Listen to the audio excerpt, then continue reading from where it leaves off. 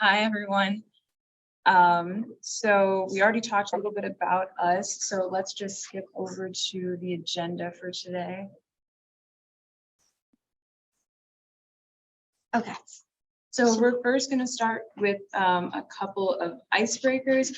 Then I think we're going to skip over the icebreakers in interest of time. Maybe if we have time at the end, we can get to them. Okay.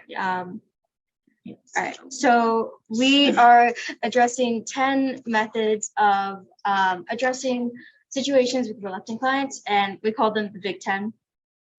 So the first one is if a client is embarrassed or shy. So sometimes clients come in feeling really self-conscious about needing help. It can definitely be intimidating in today's individualistic society to ask for assistance. So it's our responsibility to alleviate that pressure and make them feel more at ease. In the beginning of the session, it can be incredibly helpful to just start talking to them, ask them about their day, talk about some of their interests, maybe you have common hobbies. Taking that time to build that connection with them can help you both feel more comfortable. It's also important to show them that you genuinely care about them. Encourage them and try to make them feel like it's perfectly normal to be tutored and to receive help. Sometimes clients can be intimidated by tutors thinking that they're all knowing. So it's vital to ensure that as the tutor, you present yourself as their peer and not their teacher. We all get embarrassed sometimes, but it's helpful to not feel alone. Okay. Distracted. Yeah, sometimes clients are distracted by other people, their friends, technology, which can lead to some absent-mindedness and overall disinterest during the session. It's imperative to work in breaks while tutoring to ensure that they don't get too burnt out. Just because you're there to work doesn't mean that you can't take a few minutes every once in a while to do something they want to do. Just think of it as a reward system. What's worked for me in the past is saying, like, let's work for 20 minutes and then take a short 5-minute break. Or how about we do these few problems if we're working on math and then take another short break to give them time to check in with their peers and to check their technology if need be. If the issue persists, it might be necessary to relocate. A change in environment can lead to a change in mindset.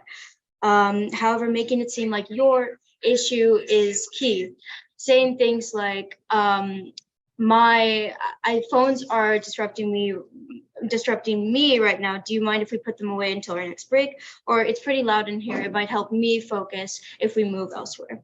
I personally have worked with a client in this past year. We were working on a math assignment, and I noticed that he was getting really distracted by his friends and by his phone. So I suggested, as we've been working for about 20 minutes or so, that we take a short 5-minute break. And I noticed that it really worked when we came back. It improved his focus because he knew that there was going to be more time later that he could do all the things that he maybe wanted to do a bit more. Mm-hmm. So what if the client's having a bad day?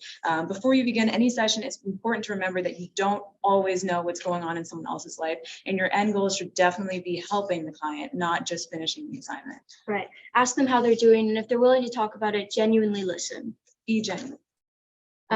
If they really aren't up for it, always be willing to reschedule. Let them know your center's availability and when you personally are available. And don't be afraid to reevaluate your expectations and the client's expectations for the sessions, because you might end up talking more than either of you anticipated. So readjusting session goals can sometimes be necessary. Sometimes there's a language barrier. We often see this in our high school. You might encounter a peer who doesn't speak the same language as you or has limited to no English ability, and it's always intimidating. Sometimes students who speak a different language are shy or self-conscious about their accent when they speak English. Sometimes they're mentally drained from having to translate in their head all day. Sometimes there's simply a cultural difference where they may not feel comfortable with a tutor of another gender. These are all reasons that language learning clients can be reluctant. It's important to know why they might be reluctant and find out the best way that they learn. Don't be afraid to try to speak a little bit of their language. You might be worried about sounding silly, but that way you can both feel a little ridiculous together. There's also a wide variety of technology that can help you get past this language barrier, such as Google Translate, Snap and Read, Microsoft Edge, and others. Using pictures to illustrate concepts in a more familiar manner can also help ease confusion. Gestures can also be helpful. However, it's important to recognize that some gestures mean different things in different cultures. However, pointing and acting out parts of a story are generally more universal methods of gesturing that can aid in tutoring someone who speaks another language. Fear of failure. Constant reassurance is vital when tutoring tutees who are afraid to fail. Saying things like, I like the way you did that, and it can help put them at ease. Empowering them by saying things like, you're doing great, and it really seems like you're starting to understand the material, can help put them at ease and build their confidence in their own abilities, which allows them to feel more comfortable doing work on their own in the future. Motivation is also key with clients who are afraid to fail, helping make the work seem more achievable and saying things like, you can do it can work wonders. I personally was tutoring this peer in math once, and she was just really nervous the entire time when we were working through a problem, and she was really afraid of making silly mistakes in front of me. And I told her, I was like, listen, I definitely struggled with what we're doing in math too, and we all struggle, and you shouldn't let that deter you from striving towards your goals. And we took small steps, and eventually she wasn't afraid to make mistakes in front of me or make mistakes on the process of learning. Uninterested. Setting small goals is key when the client simply doesn't want to do the work. It makes it feel like a game, unlocking levels of learning. Though this is true with every session, it's especially important in this scenario to discuss what the client would ideally like to achieve in this session or their preferred methods of learning. Relating the material to the client can also help make it important or interesting to them. Small conversation in the beginning of the session about their likes, dislikes, and interests can allow you to be more informed about how they would learn best. Learning disability. If a client has, the client's learning disability hinders them from being able to read large amounts of text or understand complex math symbols, using pictures to represent key concepts can be beneficial. Though important with every client, patience is key in this case, as the client may learn in a different way than you are used to. And so make sure to ask them how they like to be learned. Just because a certain method has worked with someone of the same diagnosis or the same hindrance, it doesn't mean it will work for everyone. Treat them as an expert on themselves. Try to also view things through their lens if possible. Understand that they might learn things in a way that you're not used to. Try to get used to it during that time and work to understand where they're coming from and go forward from there. Always remember to prioritize your client's well-being over finishing the assignment or how quickly they finish the assignment. Prior poor experience. Whenever someone has a bad experience with something, it can, of course, impact their feelings towards doing that thing again in the future. And it's important to assure your client that your session with them can be better. Ask the client what went wrong in previous sessions and readjust your approach if necessary. At the very least, they'll see that you're making an effort to make this session go better for them, which may put them at ease. Remember what your tutee said and apply that information for all your future sessions and genuinely take that advice to heart. Okay. Sometimes clients are forced by a parent or teacher to come to the tutoring center. And these situations, discussing their priorities for the session, not just whoever sent them theirs priorities for the sessions, is vital. Sometimes whoever sent them to be tutored isn't fully aware of what they already know. So assessing where exactly they are in their material can save a lot of time and energy for everyone involved. Think about a time when you were forced to do something you didn't want to do and treat them how you would have wanted to be treated in that situation. Overwhelmed. Sometimes a student will come in with a lot of work to be done in a short amount of time. This can cause a feeling of complete overwhelmingness and helplessness. To assist with that, praise of the achievements that they do make during the session, even if they only accomplish a small amount, can give them more confidence.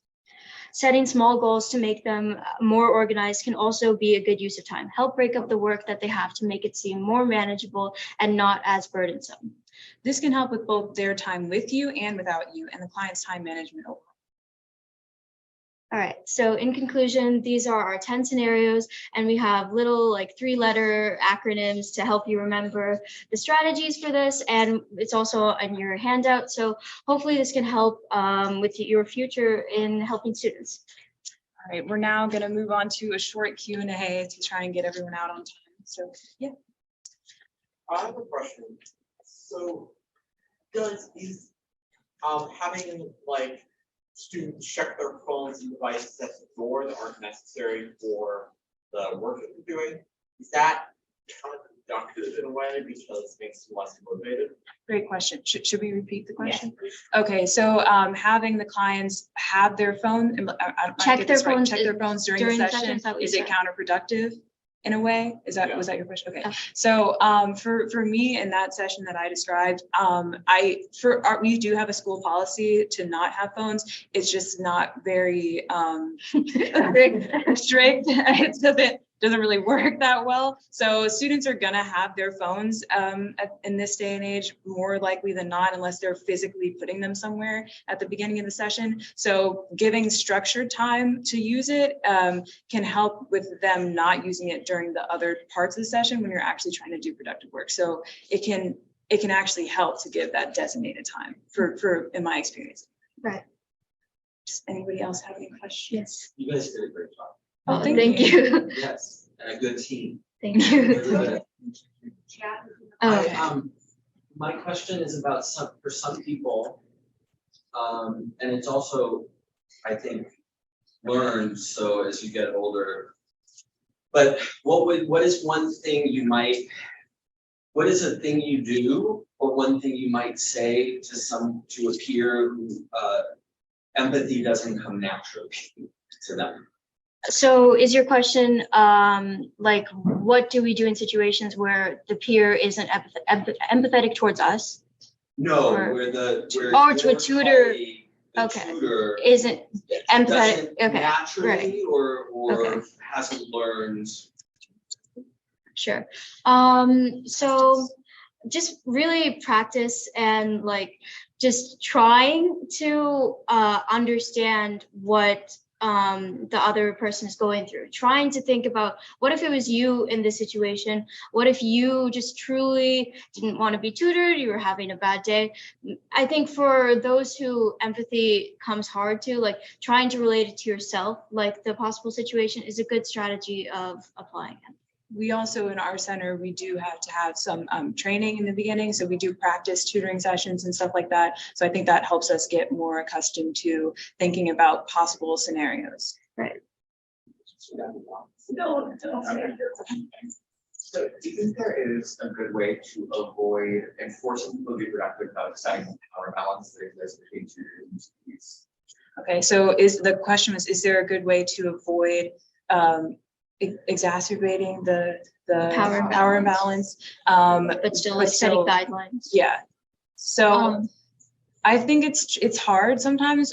Like we said a few times, it's really important to just make sure that you're helping them with learning in general going forward, and not necessarily like forcing them to do the assignment, because that seems more reminiscent to me of what a teacher might do, with best intentions. But we're really just there to help them. Sometimes, like I've had sessions where we were supposed to be working on something, and we did, but we did take that time in the beginning to really talk about like why they were having such a bad day or why they were having a hard time with this particular assignment. So taking those little moments to like really connect with them, or even just talk about some interests, like what sport do you play, stuff like that. I think that really helps. And we also have to get tutored in our center once a month or so. So we experience being a client. So we know what it's like to have that power struggle. Yeah.